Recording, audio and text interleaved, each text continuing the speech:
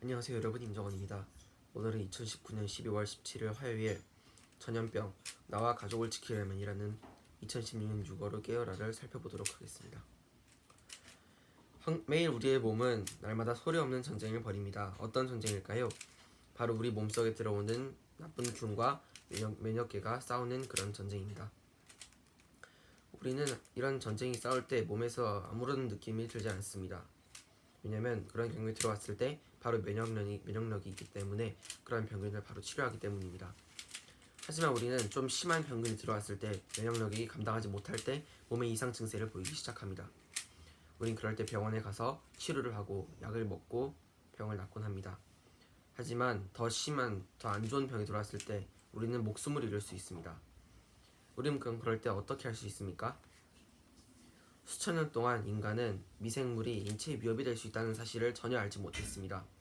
그러다가 19세기의 과학자들이 그런 병균과 미생물들을 알아가면서 우리는 질병으로부터 우리 몸을 더 잘 지킬 수 있게 되었습니다. 우리는 의학이 발달하면서 천연두와 소아마비 같은 질병에 걸릴 가능성이 완전히 사라지거나 크게 줄었습니다. 하지만 최근 들어 황열이나 댕기열 같은 전염병들이 다시 되살아나고 있습니다. 이유가 무엇일까요? 다음과 같은 요인들을 살펴보겠습니다. 우선 매년 수많은 사람들이 여행을 하는데 그러면서 병원군을 그 나라 사람들에게 퍼뜨리는 경우가 종종 있습니다. 임상 감염 질환이라는 기사에서도 거의 모든 악성 전염병이 여행객들로부터 전해졌다라는 그런 기사가 있습니다. 그리고 일부 박테리아는 항생제에 대한 내성이 생겼습니다. 그래서 우리 몸에 항생제가 전혀 듣지 않고 현재 세상도 그러한 시대가 되고 있습니다. 그리고 흔한 병균에 감염되어서 목숨을 잃을 때가 다시 돌아온다고 한 기자는 말합니다. 그리고 질병이 퍼지는 것을 막으려는 정부의 노력이 사회의 불안과 가난 때문에 효과를 거두지 못하고 있는 경우도 있습니다. 많은 사람이 또 질병을 예방하는 실용적인 방법을 알지 못하고 있습니다. 이처럼 전염병의 위협이 날로 커지고 있는 상황에서 어떻게 자신과 자신의 가족의 건강을 지킬 수 있을까요? 지금부터 한번 알아보도록 하겠습니다.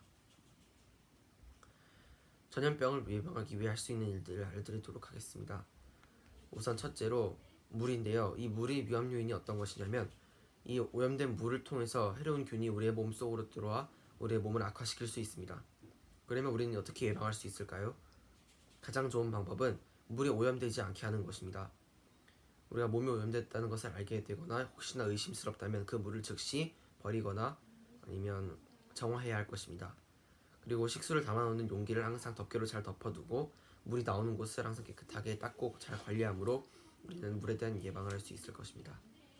그리고 식수에는 절대 손을 넣어서는 안 됩니다. 손에는 항상 균이 많이 있기 때문에 항상 절대 식수에다 손을 넣어서는 안 됩니다. 두 번째는 식품인데요. 우리는 그 식품에 해로운 균이 들어있을 수 있기 때문에 우리는 그 식품도 주의해야 할 것입니다. 그러면 어떻게 예방할 수 있을까요? 겉보기에 신선하고 깨끗해 보이는 식품이라도 더럽게 오염되어 있을 수 있습니다. 그렇기 때문에 우리는 과일과 채소를 항상 깨끗이 씻어서 먹는 습관을 들이도록 해야 하고, 그리고 요리를 하거나 음식을 하거나 할 때는 항상 손을 깨끗이 씻고 그런 것을 해야 합니다. 그리고 조리 도구도 항상 깨끗하게 씻어서 유지해 놓고, 또 음식을 먹으려고 하는데 그 음식이 상한 냄새가 나거나 맛이 없을 경우에는 먹지 않으므로 우리는 식품에 대해서 전염병을 예방할 수 있을 것입니다. 그럼 세 번째로는 벌레입니다. 이 벌레의 위험 요소는 우리에게 해로운 균을 옮길 수 있기 때문입니다. 우선 우리가 병을 옮기는 벌레가 활발하게 활동하는 시간에는 우리는 외출을 자제해야 합니다. 우리는 맨살이 드러나지 않고 긴 소매와 긴 바지를 항상 입고 다니고, 항상 약품 처리를 한 모기장 안에서 자도록 하고, 또한 해충 기피제를 사용해야 합니다. 그리고 모기가 번식할 수 있는 고인물이 없게 해야 합니다. 모기를 통해서도 우리가 심각한 전염병에 걸릴 수 있기 때문입니다. 네 번째로는 동물입니다. 동물에게는 해가 되지 않지만 인간에게는 해가 되는 미생물이 있습니다. 우리가 애완동물이나 그 밖의 동물에 물리거나 긁힌 경우에는 바로 의사에게 가서 조치를 취하거나 깨끗한 물로 씻어내고 치료를 해야 할 것입니다. 그리고 어떤 사람들은 동물과의 접촉을 가급적 줄이기 위해 동물을 집안에 들이지 않습니다. 우리도 상황이 된다면 그렇게 함으로 예방을 미리 할 수 있을 것입니다.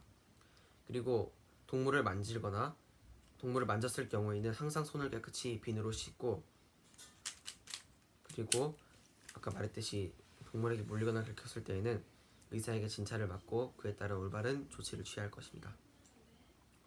5번째로는 사람입니다. 어떤 병균은 다른 사람이 기침이나 재채기를 할 때 그 물방울에 섞여서 다른 사람에게 옮깁니다.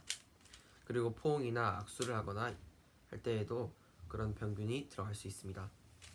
그리고 우리가 흔히 잡는 문 손잡이, 전화기, 리모컨, 또 키보드와 다른 사람의 물건, 이런 것들을 통해서도 우리가 병균을 옮길 수 있습니다. 그럼 우리는 어떻게 예방할 수 있을까요? 면도기나 칫솔과 같은 개인 물품은 다른 사람과 함께 사용하지 않도록 우리는 주의해야 할 것입니다. 그리고 다른 사람의 체액과 접촉하지 않도록 항상 주시하고, 또한 그 체액 중에서는 혈액과 또 혈액이 들어간 제품도 포함됩니다. 그리고 우리는 항상 손을 자주 씻는 습관을 들여야 합니다. 손을 자주 씻는 것만으로도 질병의 80%를 예방할 수 있다고 합니다. 우리가 그렇게 하는 것이 전염병을 예방할 수 있는 가장 큰 효과적인 방법일 것입니다. 그리고 전염병에 만약 걸렸을 경우에는 가급적 외출을 삼가해야 할 것입니다.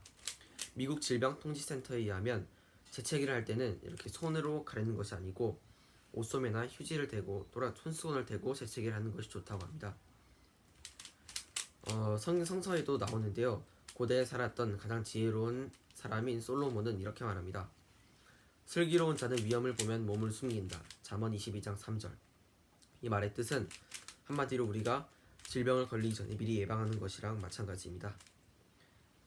그렇기 때문에 우리는 의료기관에 항상 문의해가지고 전염병에 관한 정보를 얻고, 또한 위생관리를 철저히 해서 그런 전염병으로부터 우리의 몸을 지킬 필요가 있습니다. 오늘 우리는 이 기사에 나온 예방법을 잘 활용하고 실천하고 노력한다면 오늘날의 많은 그런 전염병들에서 걸리지 않고 또 자신의 가족과 자신의 몸을 건강하고 안전하게 지킬 수 있을 것입니다. 감사합니다.